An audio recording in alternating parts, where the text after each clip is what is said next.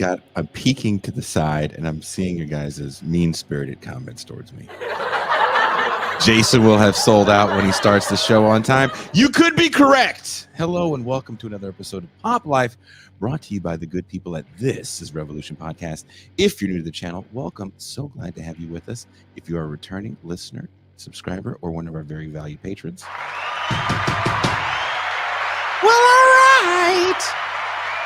As you know, TIR is totally listener funded, and since we have a no holds barred ethos, many of our shows are sadly demonetized. That being said, if you appreciate what we do here on TIR, have the means and want to make sure we can continue to do all this, become a patron for as little as $3 a month or $30 for the year. You get access to champagne rooms past and present. Join us for our champagne room only call-ins. Join us for the new fun-ass movie night, which we're going to do again 2 times this week. Like I said, we're going to watch Thrashing because you guys don't believe me when I said that there is a skateboard joust scene that doesn't make any sense. But anyway, when you guys do that, you make sure that we can continue to bring you quality programming, or as close to quality programming as possible. Now, are we all sellouts now? Part 2, gatekeeping in subgenres. Now, the topic at hand, selling out and gatekeeping, is a real thing. Ladies and gentlemen, let me tell you, and I can't lie, I've probably played a role in both at some point. Reading our guest's latest piece in Louder about the backlash to Sleep Token's latest release took me straight back to 1991. Metallica had just followed up their thrash opus and Justice for All with the self-titled Black Album, a record that would rocket them to a level of success nobody saw coming. Gone were the 7-minute riff-tacular epics. In their place, shorter, punchier, dare I say, radio-friendly songs. Suddenly, Metallica wasn't just for the alienated outsider anymore. They were jock rock. When the video for Enter Sandman hit MTV on regular rotation, no less, it was clear this wasn't the Metallica I once revered. This new version came with stylized videos, commercial appeal, and broad reach, territory previously reserved for the eyeliner smeared likes of Motley Crue and Poison. Metallica had gone from counterculture icons to mainstream mainstays. Freddy Krueger, Jason Voorhees, Metallica, all now safe for the lunchbox crowd. Looking back, it's wild to think how commercially viable thrash metal became in the 90s. Anthrax showed up on Married with Children. Dave Mustaine was an MTV correspondent at the 1992 Democratic National Convention. The Fringe had gone front and center. Thrash, once the battle cry of burnouts and misfits, was finally being taken seriously and selling millions of records. Ironically, the very genre that opened the door for thrash hair metal with all its pop gloss was fading. And yet the thrash titans like Metallica, Slayer, Megadeth, and Anthrax are still here, still touring, still recording. Meanwhile, many of their pop metal contemporaries are either gone, out of music entirely, or stuck on the B-market nostalgia circuit. But here's the thing. Hating on the success of a once fringe artist is not exclusive to metal. It happens in every subgenre. In scenes obsessed with authenticity, there are rules, unspoken, but very real, about what you can and can't do. Break them and you're no longer welcome. You've sold out. You've violated the code. That's where the gatekeeping comes in. The fans, especially the ones who were there before the fame, feel betrayed. The artists, they believe, left the righteous path for fortune and fame. And now the genre's sacred space is being invaded by tourists, by people who don't know the iconography, the history, the realness. These are the fights happening now online around bands like Sleep Token. Our guest today has been at the heart of this conversation. In his recent article, he wrote, "My Twitter feed reads like a revolt against Sleep Token. The most common refrain is some version of, 'This band should not be allowed to be called metal anymore.' Pitchfork called the album a vacant wasteland where joy, excitement, and intrigue go to die. YouTube's Anthony Fantano labeled it annoying music, bland, boring, uninspired. This isn't critique. This is antipathy, revulsion, wholesale rejection. But the subtext gives away the game. Sleep Token's crime isn't their artistic choices, it's the audacity to become the most popular rock act on earth with those choices. Unquote. So today we're diving deep into what it means to sell out, what it means to gatekeep, and whether one still matters in the era of algorithm-driven music culture. To have this discussion with me, please welcome guitarist, podcaster, founding member of God Forbid Bad Wolves, and currently touring with the band Snot. Please welcome Doc Coyle. Hey. Thanks for the intro. Was that a fair intro? Listen, very professional. I didn't know I was walking into it's a serious situation here. I'm very impressed. Yeah, it's not a fucking game. Stop playing around, all right? It's not a fucking game. What I wanted to ask you, you come out of the metalcore scene. I know we talked real quick off air, and you said you come out of the hardcore scene, but when you guys got your deal and videos and the bigger tours, you were part of this new wave of what at the time they were calling the new wave of American heavy metal. There was some backlash, because there's always a backlash to the young guys. Do you look at a band like Sleep Token and say, I know what that's like because I was there at one point in my career? Well, I don't think I'll ever know. To this point, I don't know what it's like to be Sleep Token, who's like I said, they're the biggest band going right now, and big in a way.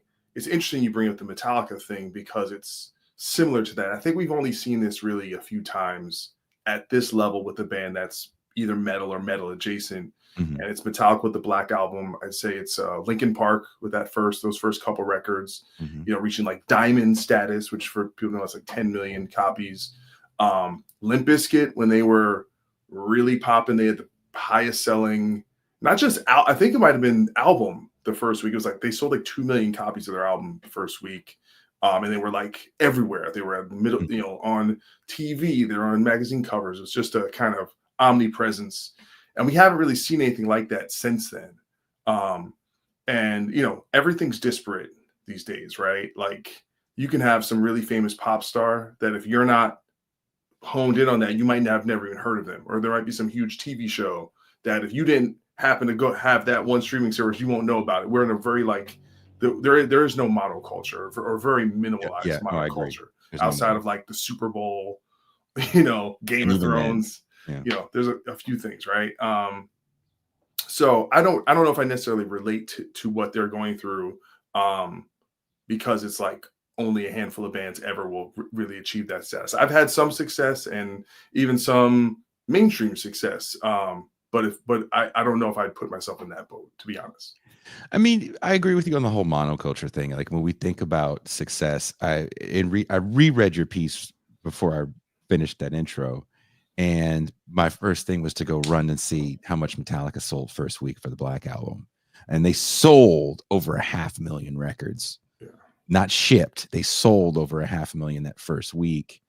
And when we think about how many actual pieces of music these guys are selling opposed to streaming, which is a different relationship, it's easily inflated. It's hard to tell, honestly. It's hard to tell what's really popular and what's not. I don't know like how to do it one-to-one, but they had their version of that, breaking the streaming record for a week for a hard rock band. So that that there is an equivalent measure in terms of not necessarily like one-to-one, but going, hey, this is pretty, that means something. Yeah. And then you see how well their tour is selling. And dude, I went to like Spencer's, right? Like the store in the mall. Yeah. They have a Sleep Token section. I've never seen that for any. The only time I've ever seen anything like that, I was in this one record store in Germany, and they had clothes and stuff. They had a Rammstein section, but it's Rammstein's like basically owns Germany. True. Yeah. That's the only time I've ever seen that. So there's something that this band is, and right now we have bands really doing well, right? You have Falling in Reverse, blowing up, Bringing the Horizon. There's a lot of bands that are really taking off right now and getting into that arena level, big first release. Ghost just had a #1 album in the country. They're, so the genre is doing really well. But they're kind of leading the charge, I think. I mean, does it remind you of Kiss in a certain regard? Like, don't you feel whenever you see, maybe you don't feel the same way. Whenever I see a masked or makeup or any kind of band like that, my first thing is I go to Kiss because they kind of gave you the formula on how to do it and then how to merchandise it.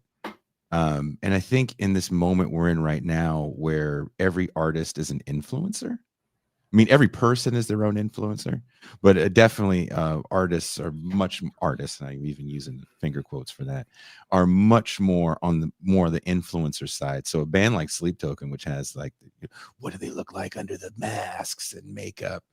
And the makeup mask, that's pretty cool. It really plays into anime, which is extremely popular now. I mean, I think I'm older than you. I'm 47, but I remember if you liked anime, you had to go to like special stores to get it, and you were a nerd if you liked anime. And my kids love it. It's super common. Yeah, dude, I watched Akira when it wasn't even dubbed, just in Japanese. We didn't even know what was happening in a comic book store when I was like 12, or actually I was probably even younger. I might have been like 10. I had no idea. By the way, even with the subtitles, hard movie to follow. To be honest. It's a very strange. But what was the question again? I mean, I feel like a band like Sleep Token is playing. Oh, the Kiss thing. Kiss thing. Yeah. So it's Kiss. It's Alice Cooper. Yeah. It's White Zombie. This idea between, even Ozzy had a very like dark. Mm-hmm. Kind of over the top visual presentation, early Motley Crue, with the makeup and all. So that, dude, this is consistent. Slipknot, you got to throw in there, and it's great. This is like, I think unfortunately a lot of I think we're as cynical a culture as you can have currently as ever. There's like I say why we can't have nice things. We just can't like enjoy, like, at least. And by the way, I'm sure like Kiss was this big thing, and you can think a million bands will tell you that's the reason why I picked up a guitar. That was my favorite band, whether it's Pantera or like guys from Megadeth or all these people that you think are like serious, incredible musicians. They still love Kiss, right? And because these are the gateway bands, these are the things when you're 12 years old and you see that, you're caught up in the fantasy of it, in the lore of it, and that's exciting. But if you're 20 years old, smoking cigarettes, hating, like, it's just, you're like, it's too. You're just so brooding. Yeah, but what I find ironic about the whole Sleep Token thing is this band, to me, and maybe I'm an idiot, but it's like everything aesthetically to me is very artistic. They're like, it's like they came out the gate and it's prog music. The song, there's 7-minute long songs, and they switch genres, and there's like a jazz fusion section, and there's, and people like, they'll go, it's fake deep. I'm like, what does that even mean? How do you tell? Like, what is, I think that's the most subjective, thing ever, to understand who's, like, how do you judge authenticity? What is the barometer that we're using for this? Well, that's kind of, I've been having this discussion for a long time. I wrote a short pamphlet about it. And, at the book launch party, I got to have some of my friends from the heavy world, Rick Hunolt, the original Exodus guitarist, Craig LaCicero. I know Craig. And Chris Contos were all there. Yeah, I know Chris too, yeah. I figured we would know some of the same people, and because I wanted to have a conversation about metal and authenticity, because I think there's a discussion there to be had, because I do feel, and I mentioned this briefly in the introduction, that it is through the success of bands we'll call pop metal or hair metal that makes heavy music accessible, especially as the iconography changes from the influence of the success of British metal in the early 80s and late 70s.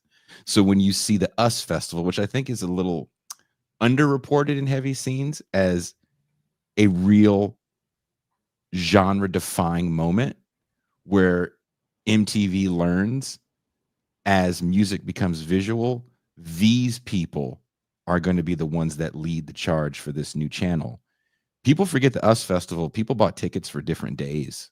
And the metal day outsold every other day, damn near 2-1. There was like 300,000 people Was that there. the one with like, it was like Van Van Halen, Halen, Scorpions, AC/DC, Judas Priest, and then Motley Motley Crue. opened, right? They opened the Nope. stage. Oh, Motley Nope. didn't. I'm thinking of a different Quiet festival. Riot opened. Got it. And that's when they take off into the stratosphere with their fist pumping anthem, Come On Feel the Noise, and Mental Health. But first metal album to go number one. First metal album to go number one. I didn't believe it. I double, triple checked it. But that moment makes sense for that record to go number one, because again, there was a look as we're starting to watch music opposed to just listen to it. And if you watch Motley Crue's performance from the US Festival, it's pretty horrible. They're not in time. Vince Neil is pitchy as hell, but they look great. And the pictures look great. And that is going to become the definition of what metal is, right? The Shout at the Devil record, when you go back and watch interviews with them from 83, 84, you know, when asked, are you guys demonic? No, man. Well, why the fuck did you call the album Shout at the Devil? You called it Shout at the Devil because you knew it was going to piss people off and sell a bunch of records. But because you called it Shout at the Devil and it looks so evil and you guys look so evil and menacing, actually evil, menacing music will be the authentic thing that kids definitely latch onto the latter part of the decade and will start to outsell even the stuff that's more pop, which is kind of shocking. So it's like, I don't understand why people hate the softer aspects, even with hip hop, right? You needed Will Smith before you can get DMX. You needed the Fat Boys before you could get Run DMC. Well, I think you're tapping into just the crux of what elitism is, and that is essentially making yourself like differentiating yourself from the average consumer and going, well, I have a discerning taste. You know, I'm using a critic's ear, and it's the normal people, the you know, the rabble that it's, you know, you've seen this, whether it's film, like, you know, look at the, and by the way, I'm a little elitist when it comes to films too. You say that you should join us for one of our movie nights. We're going to be watching Thrashing. Nice. The Josh Brolin classic. But I'll be like seeing someone go see like Transformers 6. I'm like, look at these people. They don't have my refined taste, you know. You know, so, but I think it's, and these things get kind of amplified in a social media era where, listen, each generation kind of has to find out what its voice is. And I think we're essentially, you know, it's like contrarianism is as big as it's ever been. Oof. But it's not this individualized contrarianism. It's group contrarianism, right? So what my article taps at is this idea, not that someone reflexively wants to hate on Sleep Token. It's this idea that there's a collective that has like it's really easy to like throw stones when you're in a crowd because then no one can see you, right? You have protection of the crowd, and then it becomes an anti-trend, which is itself a trend. And it's a way of going, oh, I'm cool because I don't like this really popular thing. And I just think it's fucking lame. It's like, you know, if you don't like it, fine, don't like it. But, you know, does that need to be something that you invest a lot of time into advertising? Like, is that your day to day? And it's one thing, like, it's one thing, oh, yeah, I didn't really do anything for me. Mm-hmm. But to profess like Sleep Token's sound is somehow detrimental to heavy music as a whole, I think, or that because they shifted too much, it's too light, it's too soft, it's too pop, now they're not allowed to be in the club. And then you go, okay, well, you're being exclusionary. Yeah. And is that what countercultures are supposed to be? Are we supposed to be exclusionary? Is it supposed to be, no, we want a big tent and everyone's welcome here? And it's not about what you sound like, it's about what you represent. And you know, and to me, like even like punk music, right? It's not about what it sounds like. It's about an ethos, right? Being punk rock is how you live your life. It's how you comport yourself. It's about your ethics and your values. And I think metal, I look at it the same way. It's like, you can go to a metal festival and there's tons of different kinds of bands. I remember this one guy was like, Body Count's not metal. I'm like, fuck you, Body Count's not metal. What are you talking about? Like, are they more on one side of the certain spectrum of one neighborhood of metal? Yeah, but there's this thing keeps expanding. It's like the Big Bang, and that's good. But we want to it kind of reminds me of if you want to kind of use a political analogy, where like the right tends to let everyone in. They're like, if you agree with them on one thing, they're like, come on, join the club. And then lefties, if you disagree with them on one thing, like, get out of here. No, that was what my little book was about. These two cultures that are always going at it. The culture of deconstruction, which is the culture of no. So a lot of this authoritarian music definitely lives within the culture of no. We don't want to do it your way. F the establishment.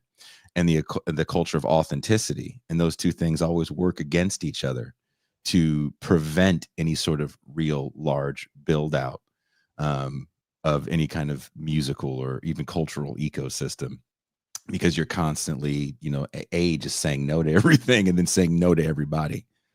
Yeah, but even that, I think about, right, authenticity is this thing. And I mean, it's from a individualistic standpoint of how you're trying to represent or what you're trying to do. That as soon as you acknowledge it and think about it, then it's performative. So is it truly, you know what I'm saying? In a weird, it's like someone pitching a no-hitter. Like, don't say anything or else you're gonna jinx them. And I think authenticity is kind of like that. I think it's its own type of marketing, right? Like, we can look at someone like Nirvana, right? And you go, well, that's just how they dress. They came from the Pacific Northwest and that's just how they dress. It was cold. And then, so another band who's like, well, we want to be authentic like them. So we have to wear flannel and we have to look scruffy. And we have to not wash our hair. Then even authenticity becomes something that can be examined, studied, repurposed, remarketed. And everything's commodifiable, would you say? Okay, if you look at what you're saying, and I agree with this. I was literally having a conversation with Professor Mike Watson about this earlier, who's also a huge metal fan in the UK. I was like, if you think about hair metal in '87, which for me is the end of hair metal, because that's the year that bands go, we're influenced by Poison, who came out literally the year before, right? So if you dress and sound like Poison, we want to do a band. That means you just want to be famous, right? The same thing can be said literally about quote unquote grunge, or right? new metal, or metalcore now. Yeah, right. It's like, okay, what's so and so doing? Okay, you need a mask.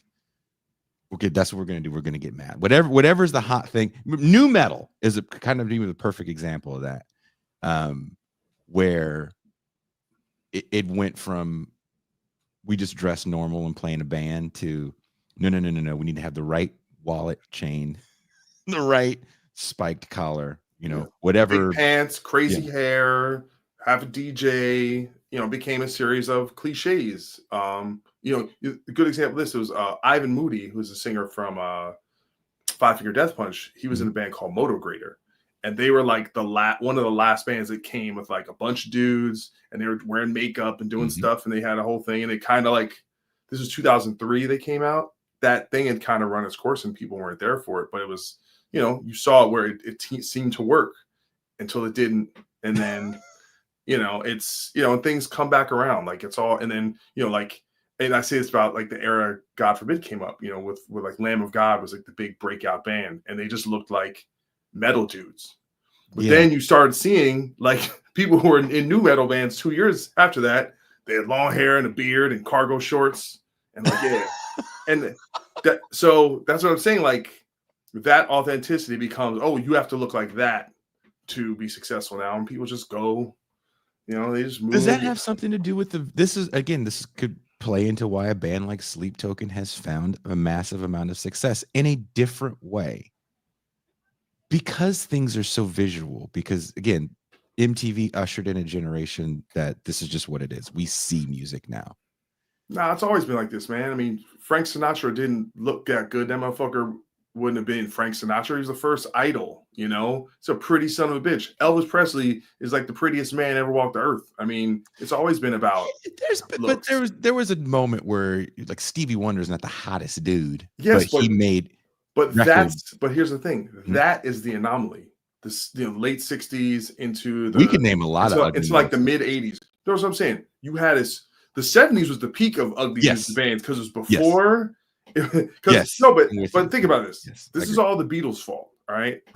Okay. No, because the Beatles, it was all, you know, I want to hold your hand. They had the same Yeah. haircuts and they had the same suits, and it was all about pop gum presentation.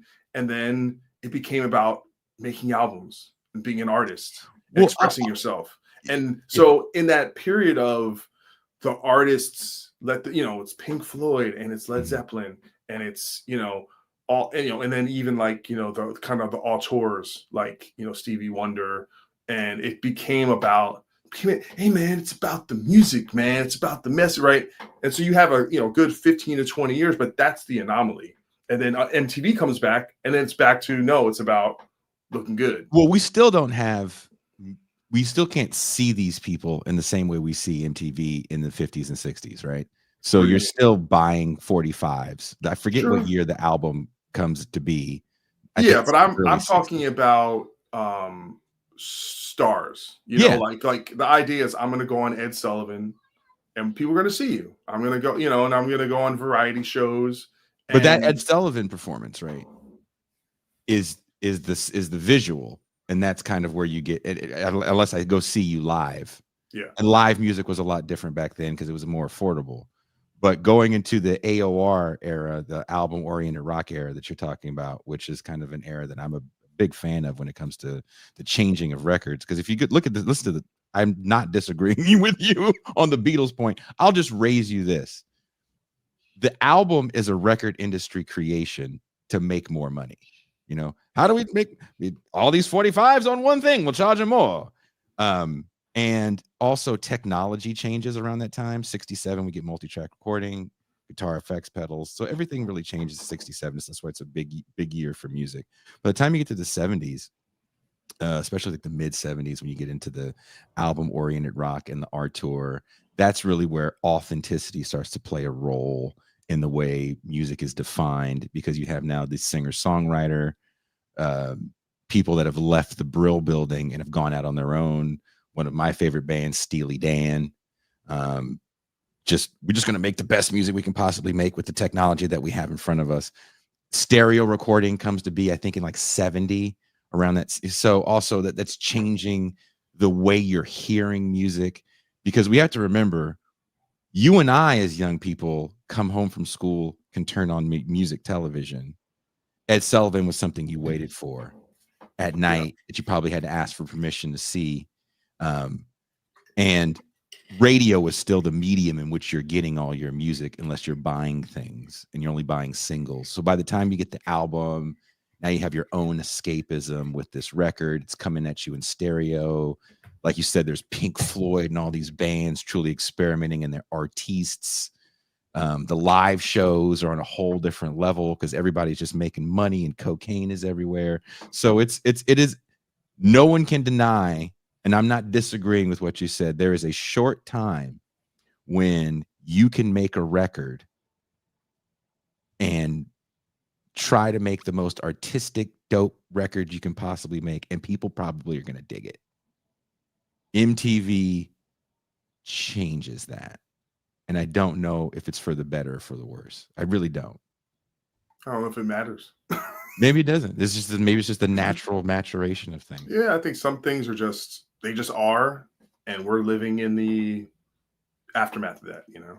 But listen, I to me, MTV, what was wonderful about it, and maybe this is just emblematic of the media space and the limited options, was we were actually connected to watching and listening to music for long periods of focused time. And that's really interesting. Mm-hmm. And still purchasing it too, right? Still like going out like, oh, I heard such, or if you had the money. Yeah, but dude, I used to videotape MTV at night so I could see all the videos that I missed. I thought you were gonna say Headbangers Ball. No, I mean, I would just watch Headbangers Ball, but I would Yeah. like, because they would play different stuff at night. Mm-hmm. And so I'd like, oh, they're gonna, like, and I was just so honed in, but I think that's just also how I'm wired. Like, when I get into something, I get into it like 1,000%. Like, I was really interested. Like, they would do the 100 best videos of all time. It'd be like a marathon, like all day. Mm-hmm. And I'd be so invested. I'd be like, if Thriller is not number one, it was like, I would be angry if it wasn't Thriller or November Rain. Yeah. Can't, that's it. It's either one of those. Like I would get really invested in like the rankings. I'm like, okay, that's cool. And what's cool about it actually too was those 100 videos. It'd be a lot of stuff from the 80s. So I was getting like educated on a lot of that glam stuff and pop stuff from the 80s, and getting like, it was like its own like musical education kind of thing as well. So, I mean, what's interesting about music now is that there's just so much of it. Like, I don't think it's gotten worse. Like, people love, our age love to like shit on younger musicians. I don't really complain about younger musicians. It's just, I don't even know if this is a complaint. It's just an observation. I can't hear it all. I don't know where it is. People are real big at micro targeting now as well, which is another reason why I look at a band like Sleep Token having a lot of success that people maybe don't understand. And I don't know if you feel the same way. You have a band, like I said, they have this great imagery that is reminiscent of Japanese animation. And you have music that's not, it's not going to push people away. It's not Taylor Swift by any stretch of the imagination, but it's also music that, like you said, for Linkin Park, that a lot of people can get into.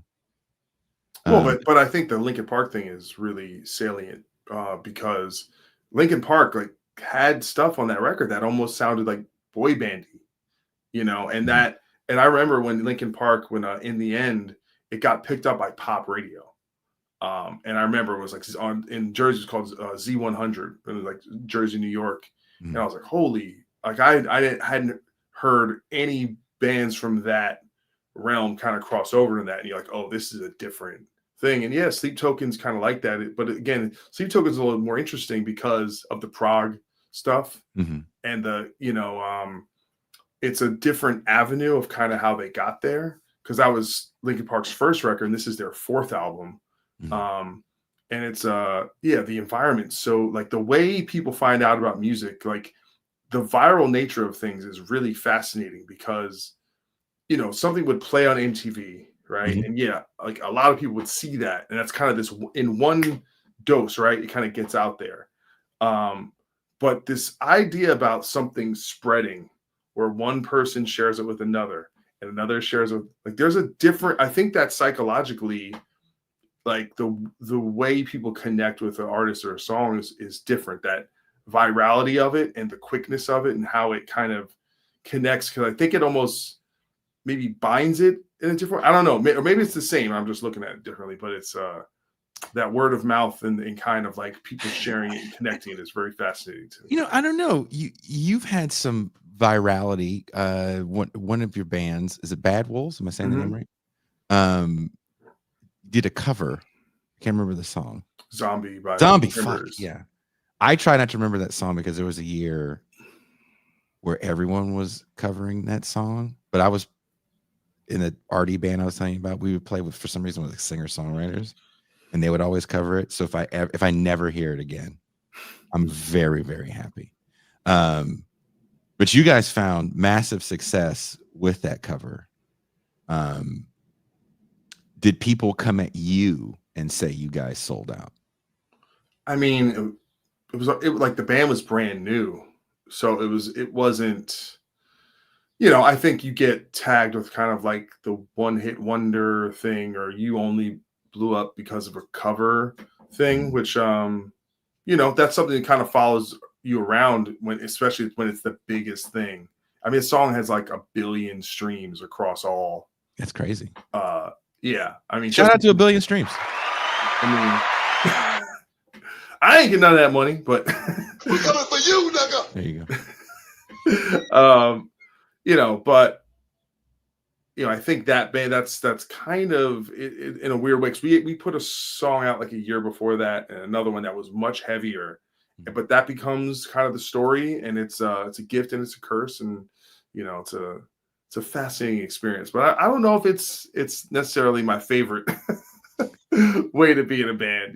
Kind of that thing kind of following you around, even though it's like, as I say, it's better to be known for something than nothing. And Bad Wolves had a bunch of singles go #1 and do very well as well. But yeah, it's all right. If it makes you feel any better, and I don't know if anyone ever said this to you, hopefully I'll be the first person to say this.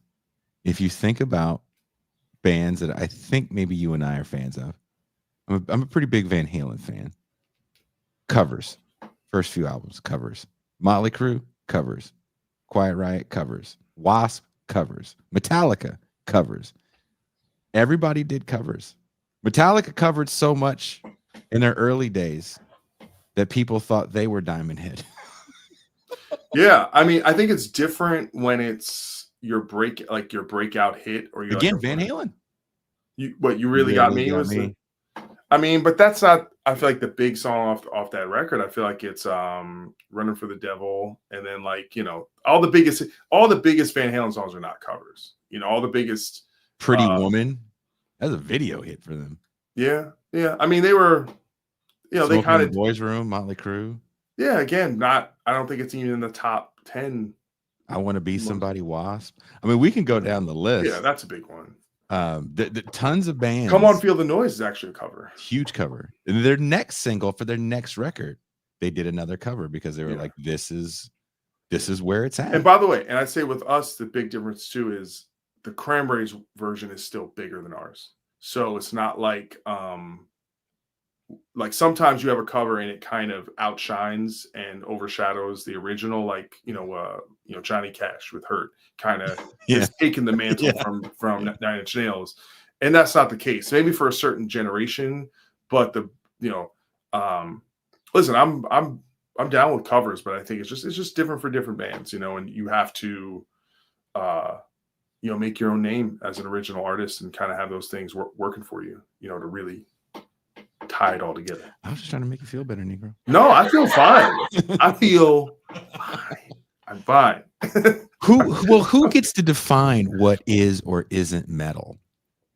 Nobody. There's no authority. The metal authority doesn't exist. No.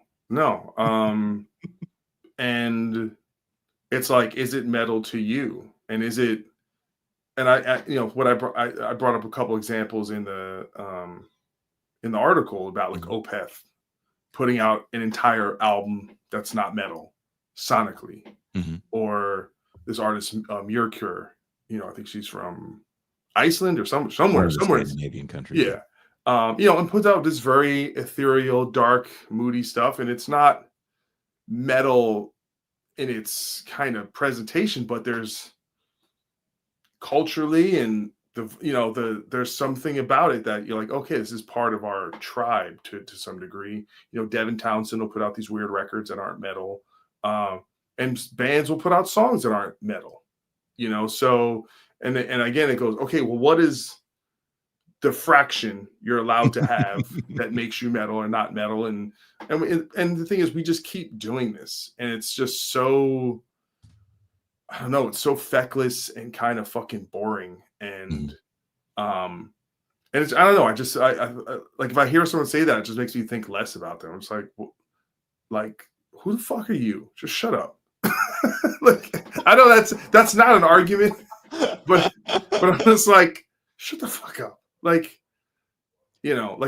again, what I'm saying, if Ed Sheeran put out a record and then a quarter of the record is 8-string guitars tuned to Z and screaming and double bass, what would you call it? And why, by the way, why do we got to call it anything? Why does it have to be in any genre? I just don't, it's that used to be the purview of critics, right? It was that was their job to, a lot of genres and subgenre names usually came from journalists. And now, we've democratized things. There's no authority. No one. We don't care about you experts. named it in your article. It's Anthony Fantano. Well,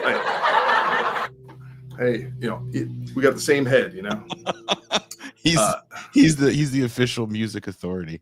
Yeah, and by the way, I don't dislike Anthony. I like some of his reviews, and I like his perspective on some things. I just that's what it is. It's a discourse where you share your ideas, I share my idea, and that's how it is. But but I also kind of think music reviews are kind of bullshit. Like I don't like most music that's professionally released is competent enough to, on its face, for what it's trying to do, is usually not bad, right? Mm-hmm. Like it's not like people are singing out of key anymore. We fixed that. Everyone's everything sounds pretty good now. It's not like you're hearing a lot of albums with bad production, and we kind of understand how songs work. We're like, it's intro, verse, chorus. We kind of have it mapped out. It's not but like you go see a movie and they half of movies are poorly written, poorly edited, bad acting. Like there's a lot of technical aspects of filmmaking that it's easy to point out and go, they failed in their kind of aims. But music isn't like that. I think it's extremely subjective, and for some reason the same shit I like you might hate, and vice versa, and which one of us is right? I've never, at a certain point, I just didn't care. I don't know if you had that moment one day you were just like, I just don't care. Care what other people think, or that, and I don't care what everyone likes. Well, it's like to some degree, it's like all right. You talked about before about algorithmic environment, right? Mm-hmm. And so the problem with algorithms is it's like an Ouroboros. It's like self realizing. Mm-hmm. So the algorithm feeds you things it thinks you want. So because it feeds you those things, it gives you more of one of those what you want, and it in a sense creates its own feeding tube, and so that has a way of like put the things that are put in front of you. You almost don't have a choice. Like you're eventually gonna hear this thing, and so by nature that you're gonna hear things that are more popular. So are you hearing it because it's good, or are you hearing it because it's popular? Is it popular? And so things become popular because they're popular. Mm-hmm. Does that make sense? It's like maybe it doesn't. Maybe it's a kind of I the thing that gets me is like kind of living in your own feedback loop of music, right? Yeah. There's a really good book that it was a research book that 5 research scientists did out of Scandinavia about Spotify. They went inside and tried to figure out how Spotify worked. It's a fascinating book. It's an extremely dull read. How new is it? 2017. Okay, so but that might be not even relevant now, right? Because of how it's relevant in the sense of how the streaming service has changed over the years and where it is now. Because it does end with, I think it's 2018. It ends with Spotify kind of being what it is now, where it's giving you more mood-oriented music and how it's influenced advertisers. Again, it's a I'll shoot you the title because I have it. It's in another room. It's a really good book if you don't mind slogs, because again, it's a research book. So there's a lot of research that is not interesting. But a lot of it, again, the conclusion, maybe the second to last chapter and the introduction are like really fascinating when you find out like what Spotify is doing to even change the political economy of, I think Sweden is where they're located. Yeah. As far as like changing the public housing for them and their employees, it's pretty fascinating. But switching gears, why are metal fans so fiercely protective over the boundaries of their genre?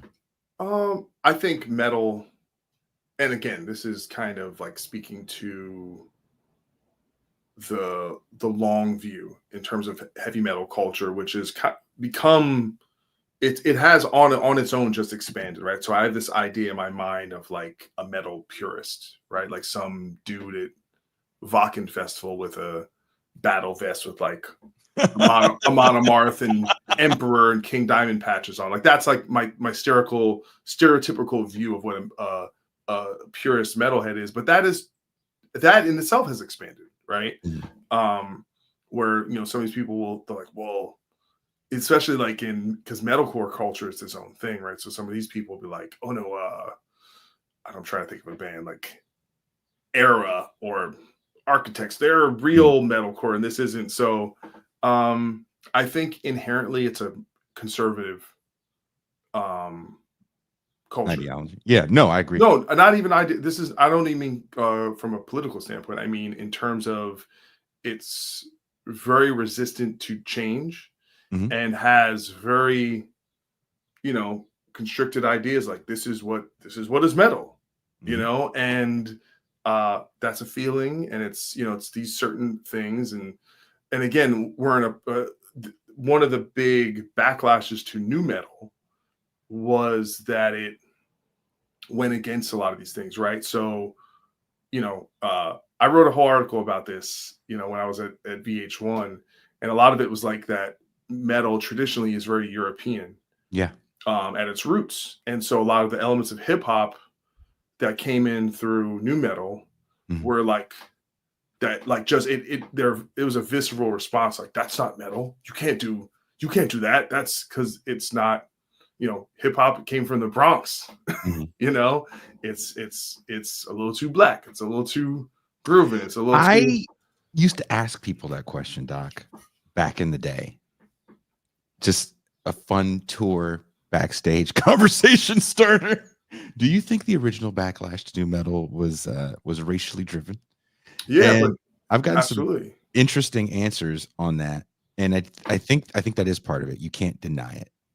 You can't deny that the iconography of metal changed with new metal. Adidas, baggy stuff. I mean, I'm not even talking about the DJs yet. Before appropriation was even like And part of that's the lexicon. Yeah, that's another whole. No, but I think get me started on that. But I think that's fascinating, right? Like dreadlocks, big Yeah. marker of new metal. Where does that come from? Obviously, black culture. But even out of like Disturbed had a lot of like David Draymond has a lot of reggae influence in his vocal style. A lot of those bands like Incubus, a lot of funk in the bass and things like that. Even System of a Down bringing their culture into it, or Sepultura with Roots, right? And going back to bringing Brazilian tribal music and things like that. So all that stuff was kind of anti this idea of what Europe, and I say European insofar that a big part of metal, right, is blues rock, right? Black Sabbath, man. That's it's blues. It's Europeans. It's British people's interpretation of Delta blues. Exactly. So, but what I'm saying is, just by virtue of that, metal has always been some interpolation of traditional American black music, right? So this is just this should be the natural step anyway, right? You would think. But guess what? Fast forward 30 years, and now new metal has been accepted as part of the paintbrushes we can pull from. And so, but now we're in the next phase, right? Where it's people, the big problem with Sleep Token is like, oh, it sounds like R&B. Who invented R&B? Right? I've heard a little. I'm not the biggest fan. I've heard a little bit. I don't hear the R&B. Maybe I have to listen to some deeper cuts. Well, I mean, in insofar that R&B, it's a soulful vocal. Well, yeah, it's a soulful vocal, but that insofar that it is connectivity with pop music, right? If you were to put on a Justin Timberlake record, if you were to put on what's that dude? I forget his name. Damn, his dad was on Family Ties. I forget the damn name. You mean Blurred Lines. Robin Thicke. Yeah. Like it's so much that like people don't really call Robin Thicke an R&B artist, even though that's what he is. He's known as a pop star, So that music is very much considered, whether it's Bruno Mars or that's just part of some with The Weeknd and Michael Jackson and stuff like that. So it's happening again, right?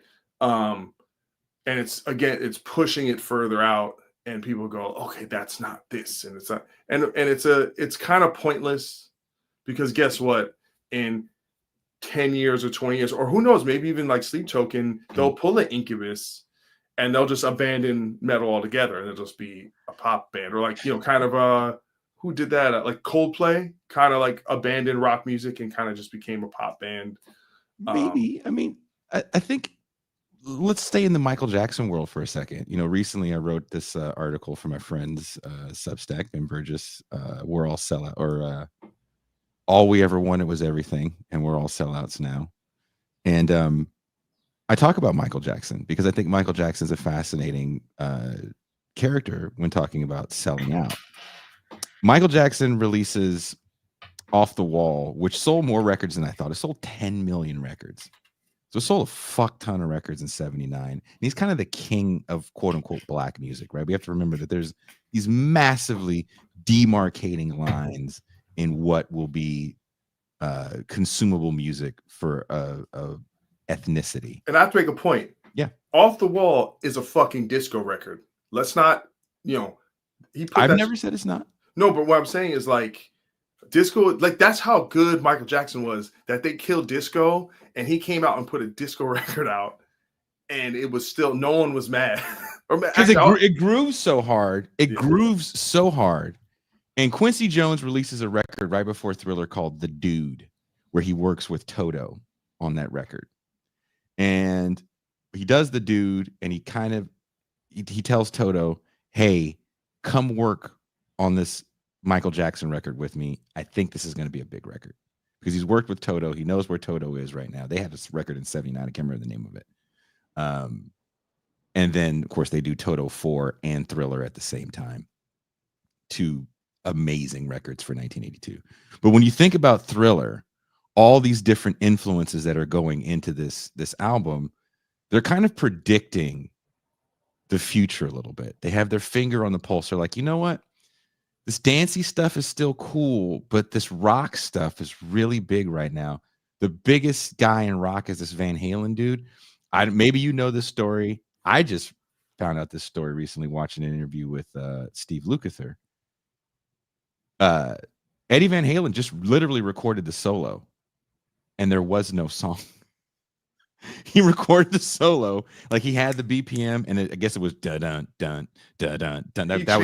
He changed the progression, and Lukather came in there, changed the progression. Him and I think Picaro did the whole song.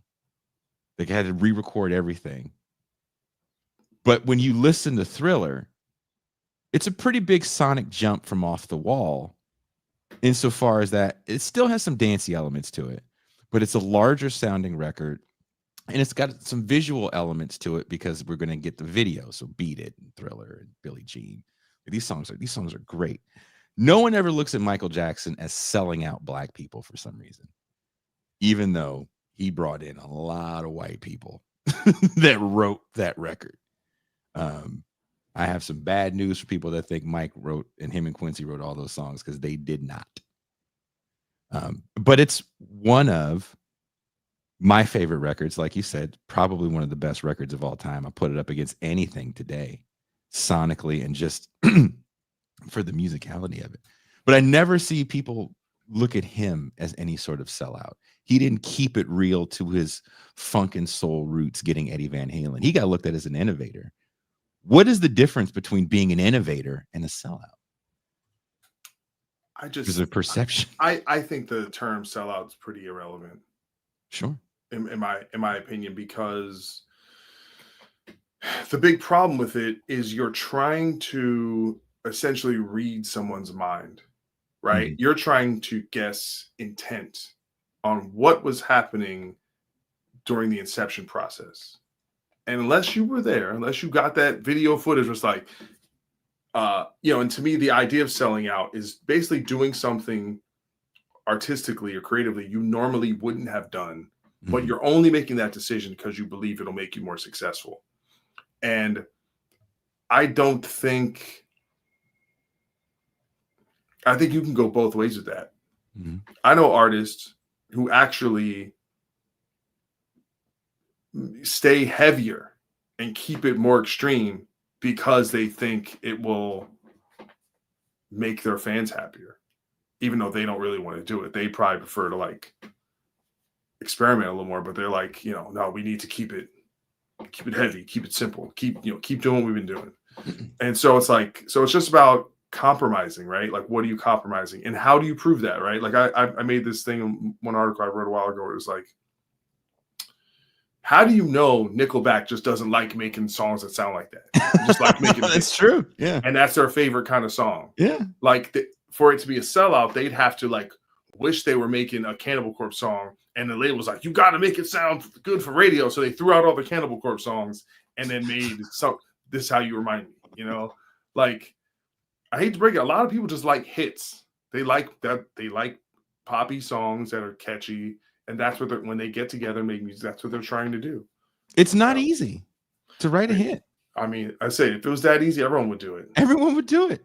It's not easy. And by the way, and whatever genre you're in, I think this artists that tend to have success have a version of a hit just in their subgenre, right? They have those big songs that everyone knows that might not be like what we think of as a pop formula hit, but it has those parts that people connect to that are important for them.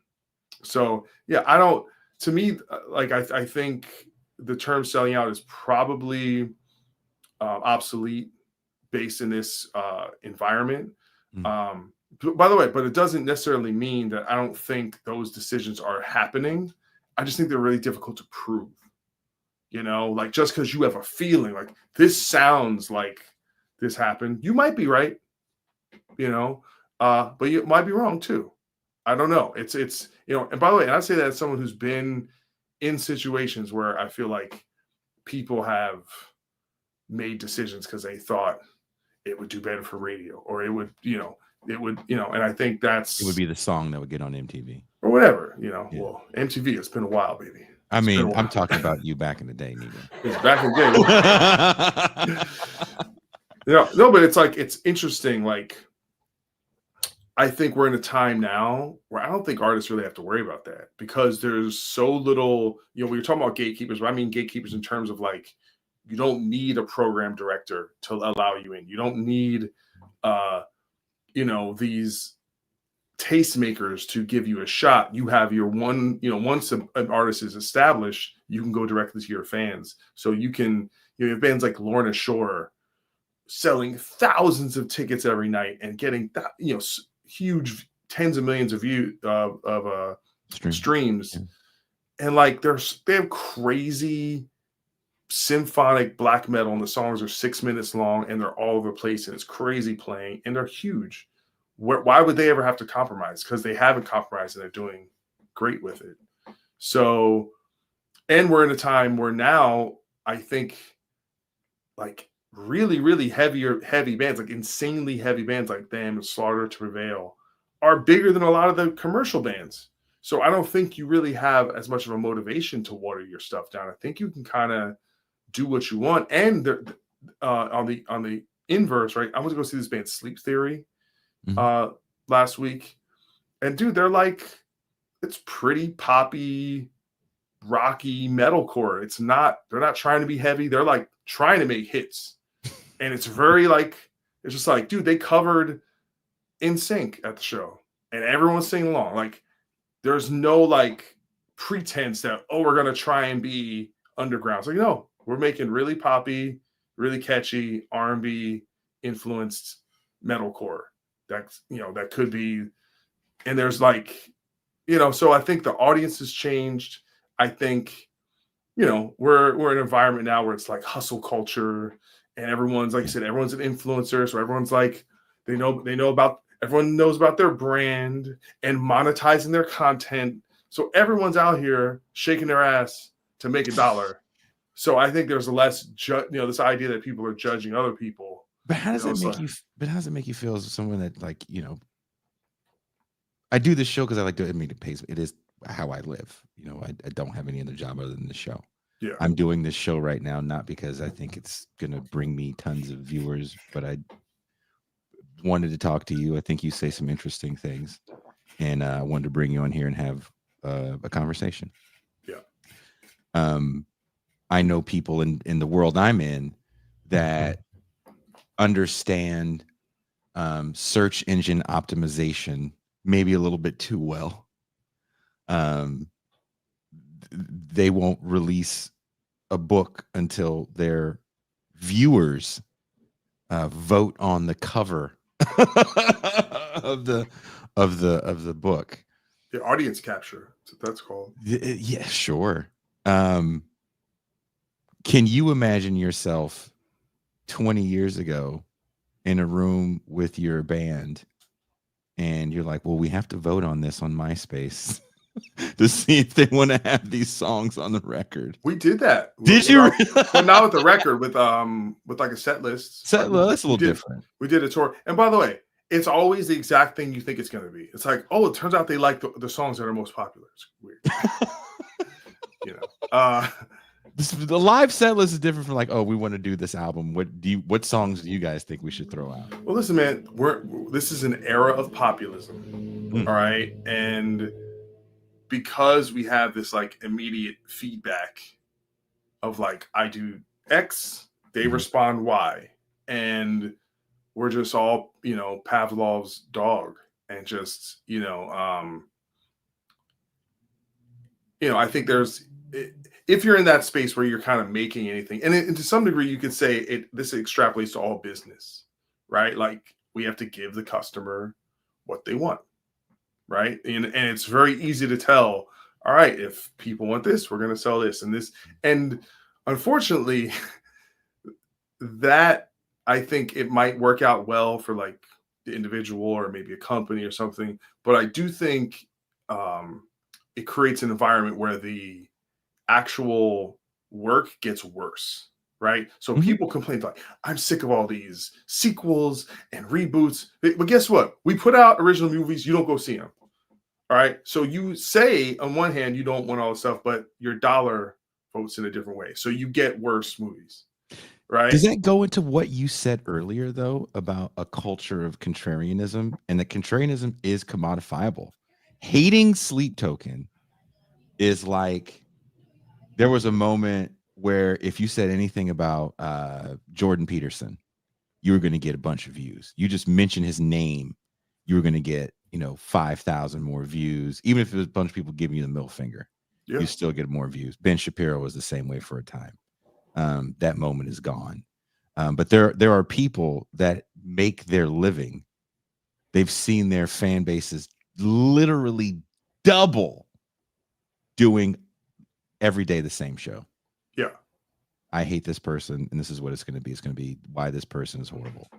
Now, even though I told you in the last episode why this person was horrible, I'm going to tell you again why this person is horrible. And in the writing world, we call you a hack when you do that. This guy released the same book, 7 times. He's a fucking hack. But are we just cool with hack culture now because of the algorithm? Because we get algorithms of hate. No.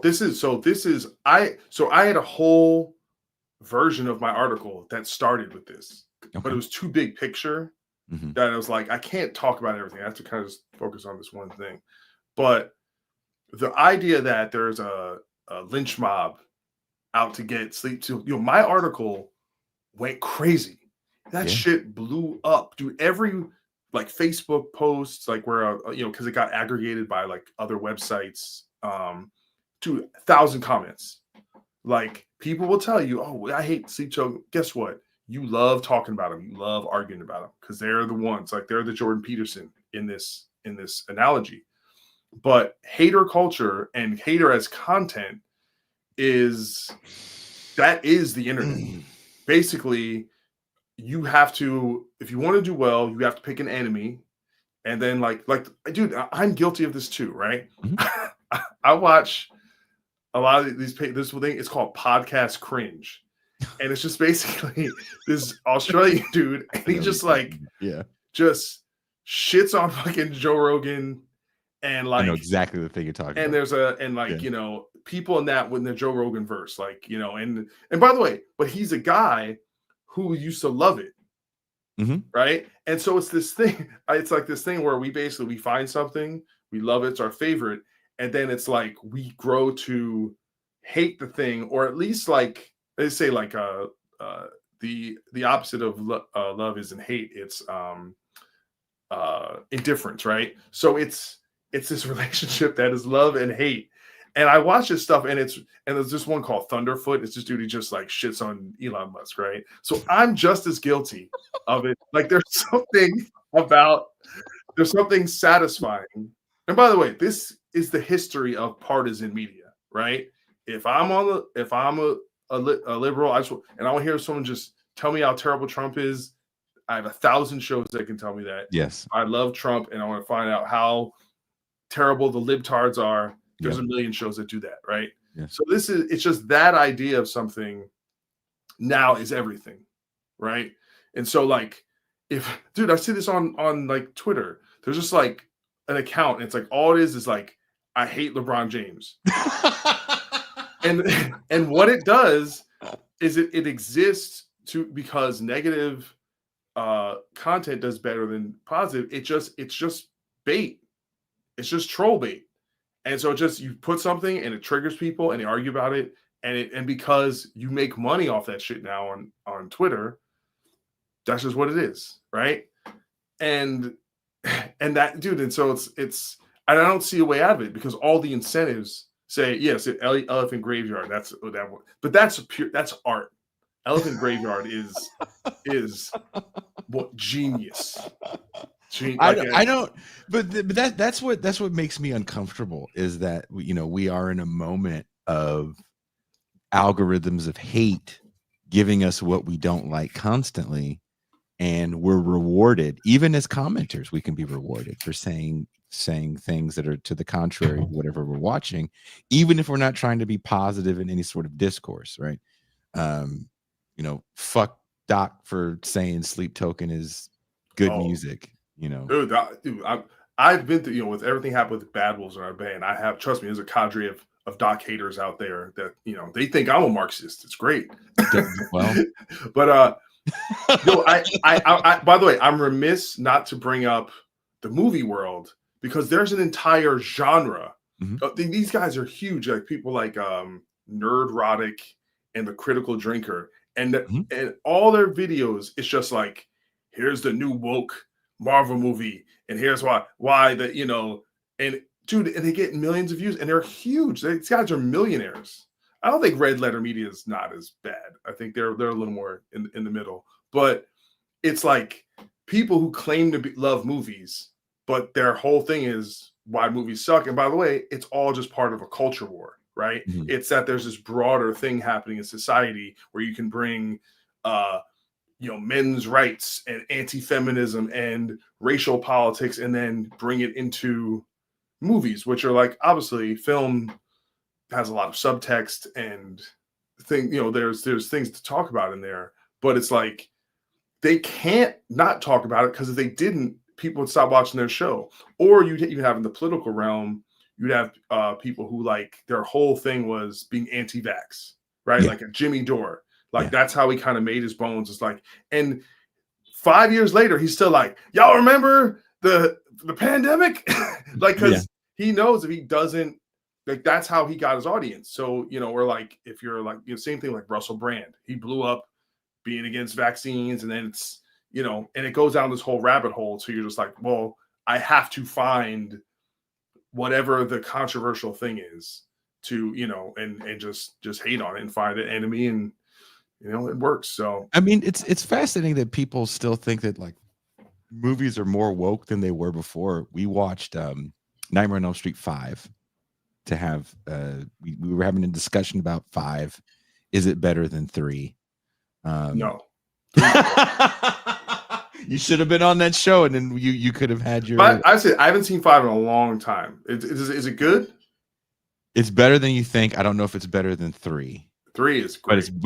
But there were people saying, "Oh, this is the anti-abortion movie," and we were trying to have a discussion that, well, I don't know if it's necessarily anti-abortion movie because Alice definitely does what she wants to do. There are people that actually say maybe you should get an abortion. Maybe you should give the baby up for adoption.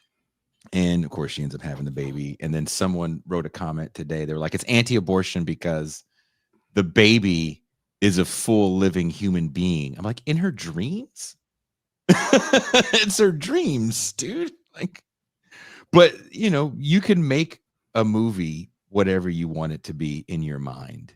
I've heard Peter Thiel say the star of Star Wars is really Han Solo, and the whole movie is about kind of it's got a libertarian ethos, which is interesting because I've literally read the interviews with George Lucas from '77, and it is not. It's an Yeah, allegory for the that's Vietnam War. insane. But also Peter Thiel, I think probably, you know, I just envision him like a reptile, like studying Like human V, beings. like, You know, like the show V. yeah, he's just like, oh, these humans, they are very interesting. How they, yes, clearly, Jabba the Hutt is the hero.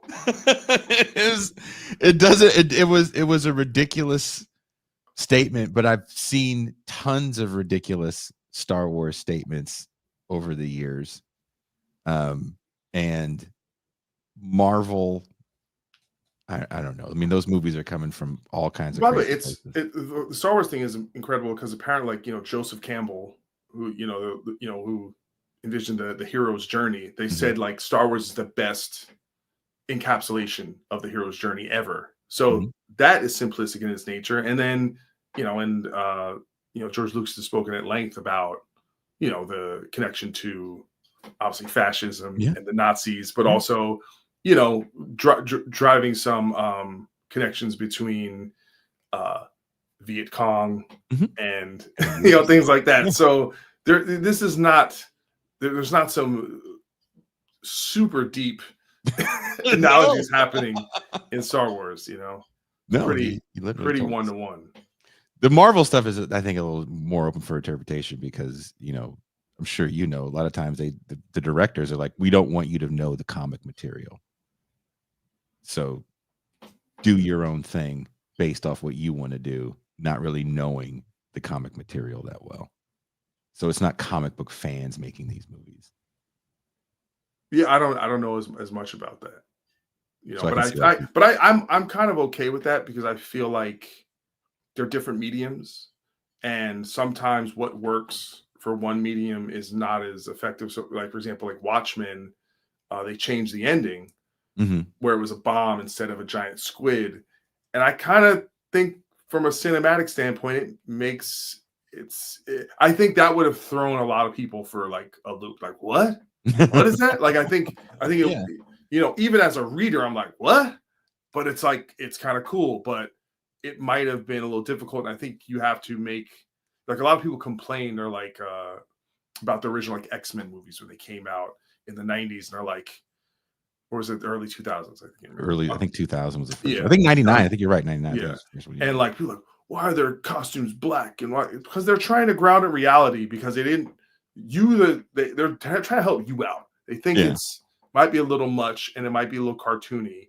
And it's like, I get that. Like, it took us 20 years of comic movies to kind of be okay with cartoony and make it work. But I think those movies work. They're cool. Anyway, we're kind of going down about a movie rabbit hole. Well, yeah, I wish you could come. We do shows about years of music, and sometimes we do about genres, but this writer, maybe 2015, said these are the 15 greatest years of music, right? And me and a friend of mine who's also a musician, my buddy Conan Neutron, we go through all these different years of music and every genre, and we talk about them, and then we make a playlist of every song I can find on Spotify, one song from each album, no singles, of that year. It's been a lot of fun. I would love to have you on one of those shows. It would probably be a lot of fun. I got to look and see what year is up next. But before we go, where can people find your music, podcast, and your writing? Pretty much all my stuff is at .coyle, my social media. Then it has like a link tree. You can find all my stuff. I'm not doing that much right now on purpose. I haven't done a podcast since last year because I just needed a break, and I've just been focused on writing music. And my article, it's out on metalhammer/loudersound.com. And yeah, I've been jamming with Snot, just been doing shows here and there, but we're not that busy. So I was just doing some stuff here and there and having fun with that. But yeah, and I've been uploading all my old podcasts to my YouTube. So just look up Coyle or the X-Man podcast. You can find it.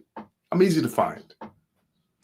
And final thoughts on how artists and fans can build a healthier relationship around growth and success.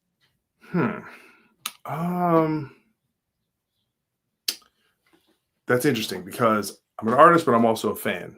I don't know. I mean, I wish fans were more like me.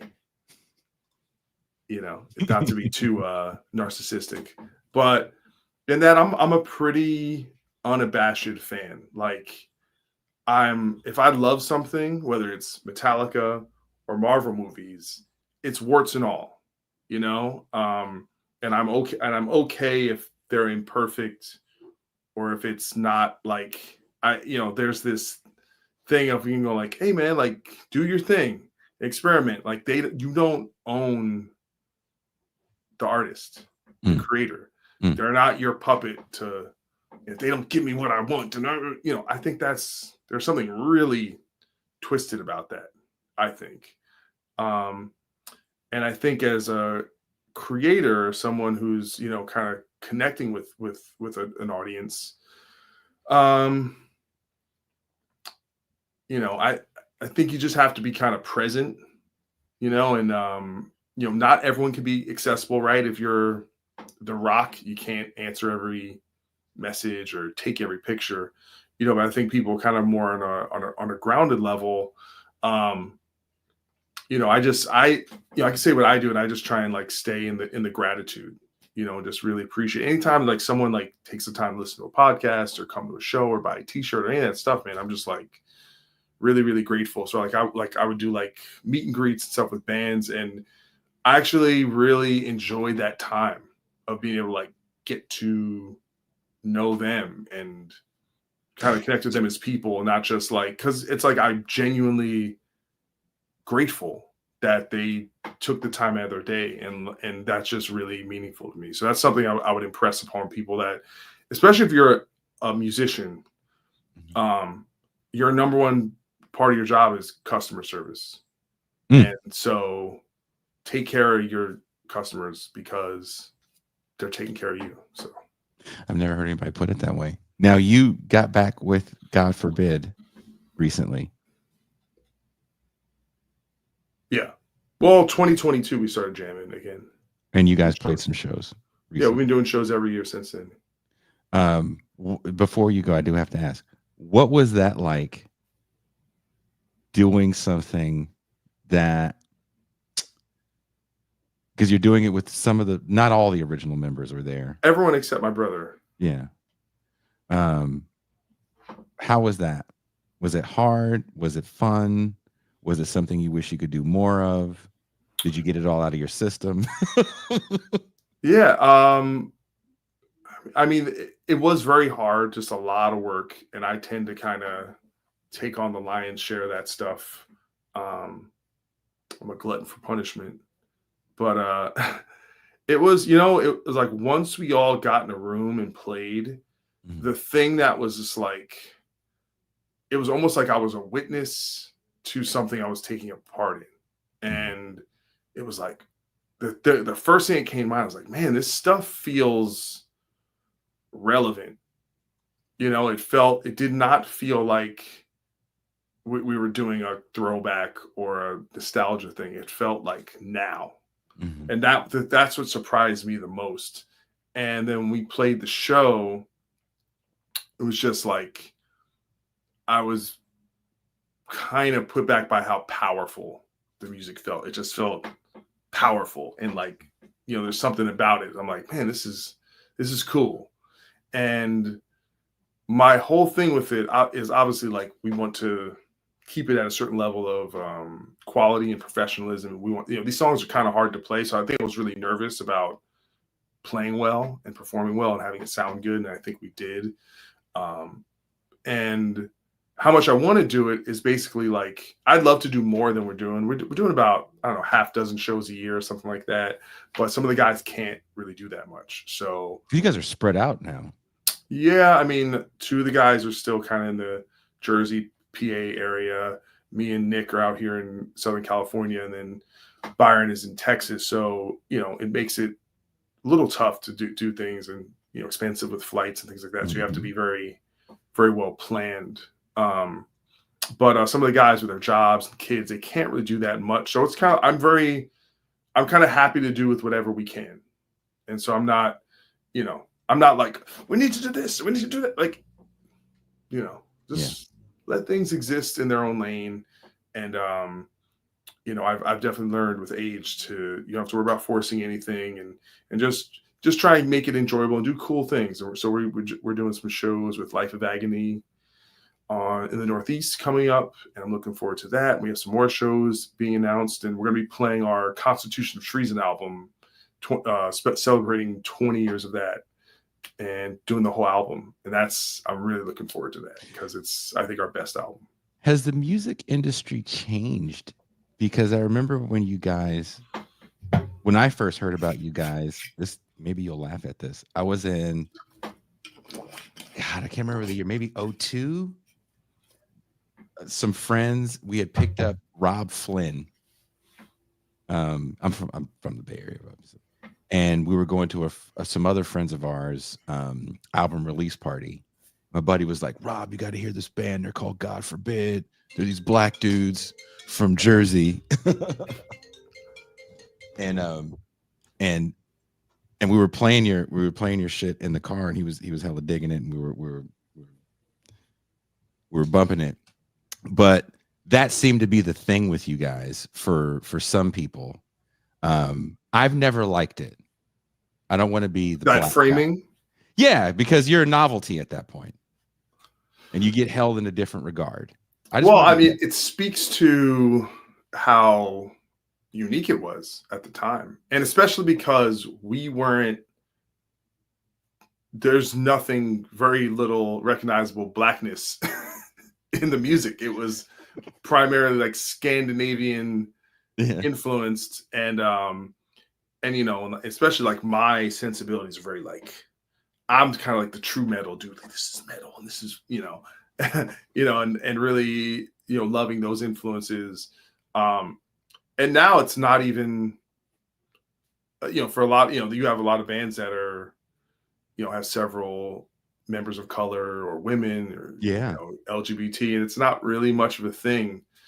You know, it doesn't really get mentioned anymore. And I think that's progress for sure. And it's cool. There's just more people involved, or where back then there was so few that you stood out. And it was something that was notable.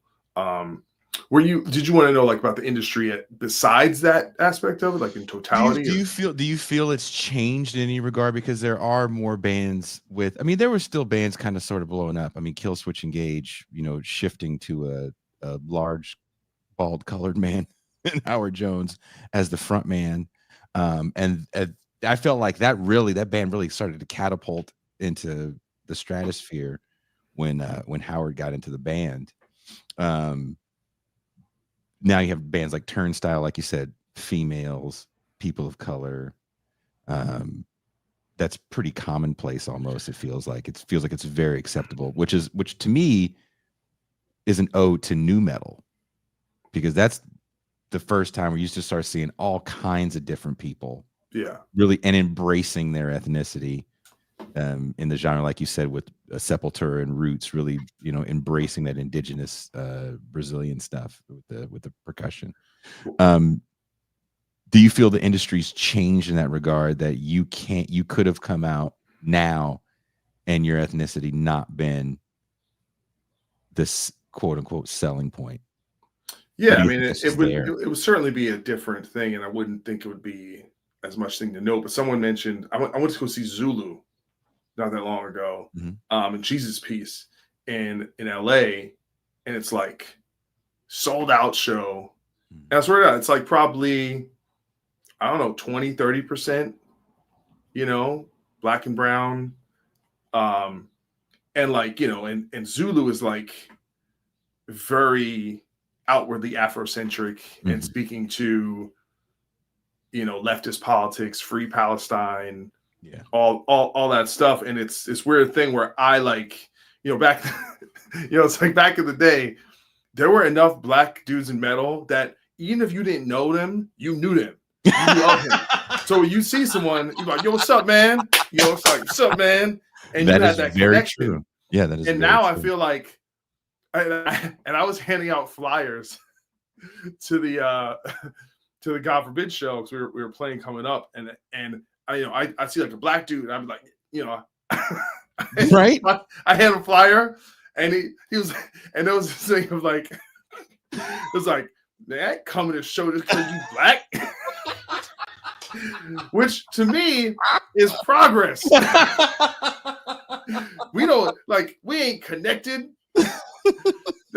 It's like, you know, like there's enough where they can be a lot more discerning. You know, I'm gonna go see this Afrocentric, you know, fucking leftist band, and not that, you know, metalcore band that has some black dudes in it. Like, you know, so you know, I so think this speaks to selling yourself in the new millennium of selling yourself.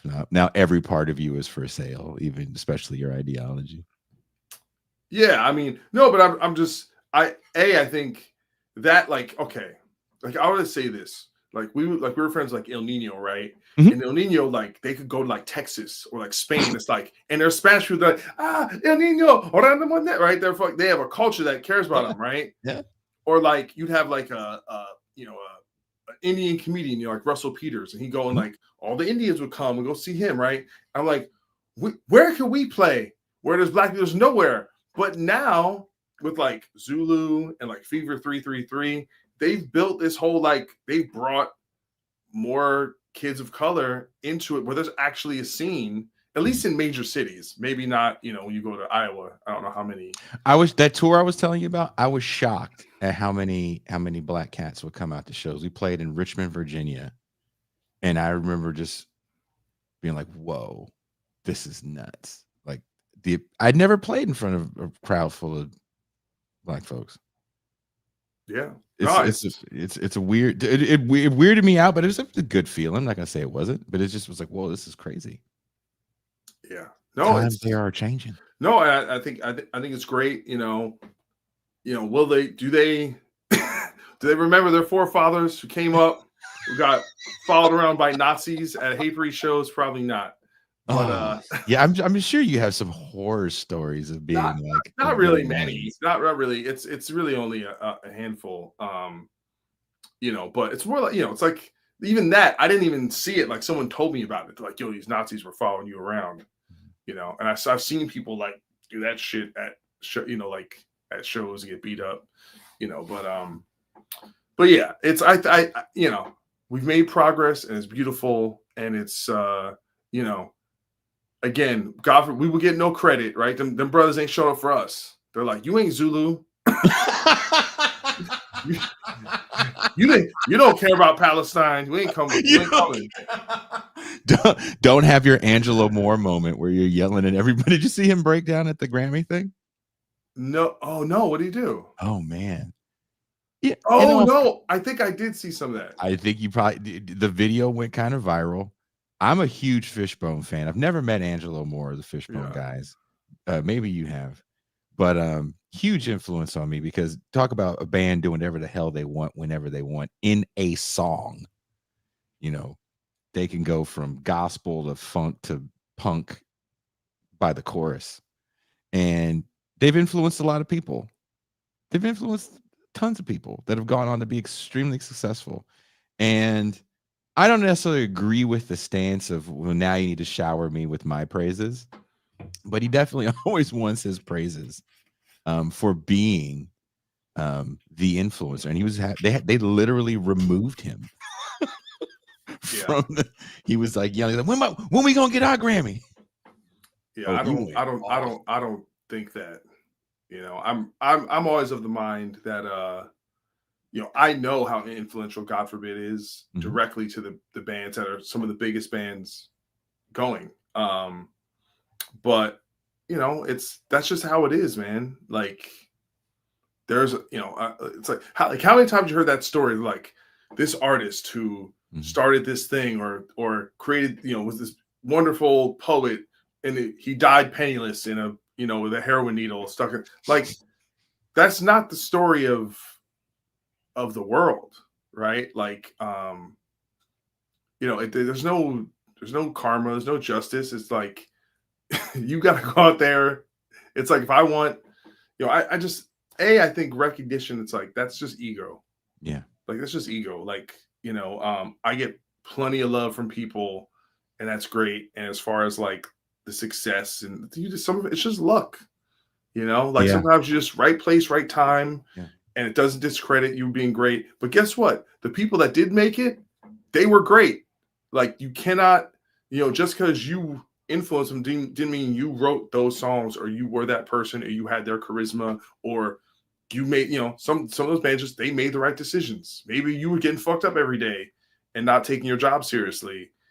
Maybe you made a bad decision and hired the wrong manager. You know what I'm saying? Like this idea that like we should have been this. We like with God forbid, I never look at it that way. It's like I see 90% of the shit that happened was our fault. You know, but if you want to look at it and just blame everyone else, I just don't do that shit. Like I'm like, you know, I could, you know, there's a way of looking, man, I feel like, you know, like I listen to them, you sound like we're pretty good, but then I see the bands like Killswitch, I'm like, they're probably a little better. You know what I'm saying? Like Lamb of God, they're probably a little better, you know? And so that's all right though. That's all right. Like you had your place and there's, you know, I don't know. I'm always on my like, what am I doing now? And if I want to do well, I got to be better. I got to like, you know, it's like, how can I, you know, and so, but that also that comparison thing, man, if you get, that starts getting in your head, that's how I was when I was young. And I just don't think like that anymore, you know, cause it's like, yeah. Why didn't I get bigger? Why didn't we get this tour and that band got that tour because they did this thing and they're no, I definitely have been that guy in my youth. Now I just don't care. Yeah, I mean, it's just that's that dude, and I'm me. I'm making a lot more money now than I did doing music.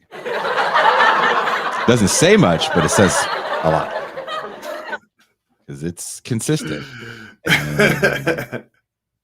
Boy, oh boy. Good for you. I mean, I had to move to Mexico, but still. You're in Mexico? Fuck yeah. I'm like 3 hours. If you're in LA, I'm 3 hours from you. Damn. I'm in Baja. Nice. It is.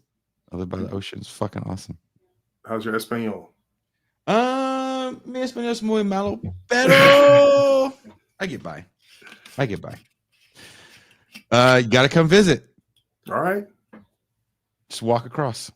I'll take you to the I talk about it on this show all the time and people think I'm lying. I am not lying.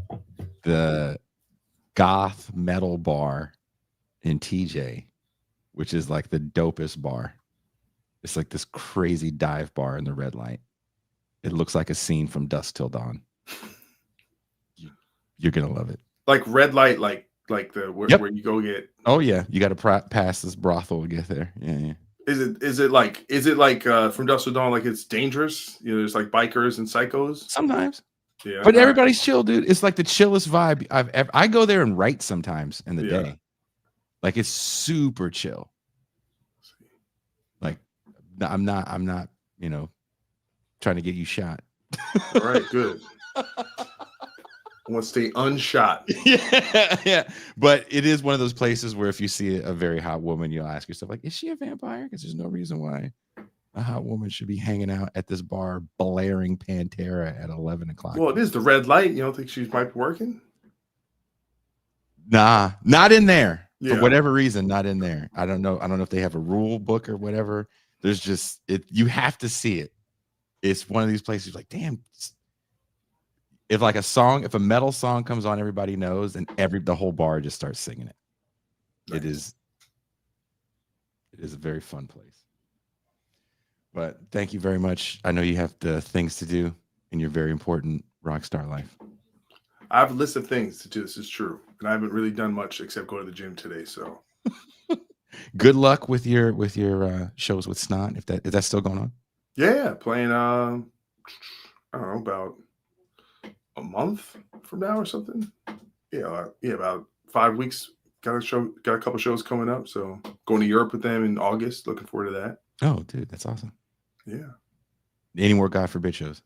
Yeah, like I said, we're playing in Jersey and Pennsylvania with Life of Agony in September, and we have one more show that weekend, but it's not out yet. And then we're doing some stuff in December. Any local LA? No, just all Northeast stuff. Okay, so I'm not gonna be able to see you do any LA stuff, even with Snap. We played in December. I don't get up there that much. See, well, I don't really go to the States, dude. States can kind of eat a dick right now. I'm chilling. It's too expensive. This is true. It's too expensive. If you come out here, you'll be like, you eat these? Yeah. You just paid $5. I like food. Thank you very much, Doc. You have a very good rest of your day. Thank you. That was Doc Coyle from God Forbid. He's now filling in for Snot. Been wanting to do an interview with this gentleman for some time. He says some interesting things that I've caught online here and there. He has a podcast called the X-Man Podcast. Check that out. He has some pretty cool interviews with some other people that came up around the same time as him in the early 2000s. I think that was an interesting time for music as well. I think similar to nu metal, there was a lot of bands that were multicultural, multi-ethnic, I guess you can say. So I'm glad he finally made it on the show. Really, I reached out and he got back to me. I was like, oh, so that was cool. Thank you, guys. I'll be back at the normal time, 6 p.m. tomorrow. Well, Nathan Robinson, editor of Current Affairs magazine, will be on here. We're going to talk about the book he has out with Noam Chomsky and American Exceptionalism. And on that note, I am out.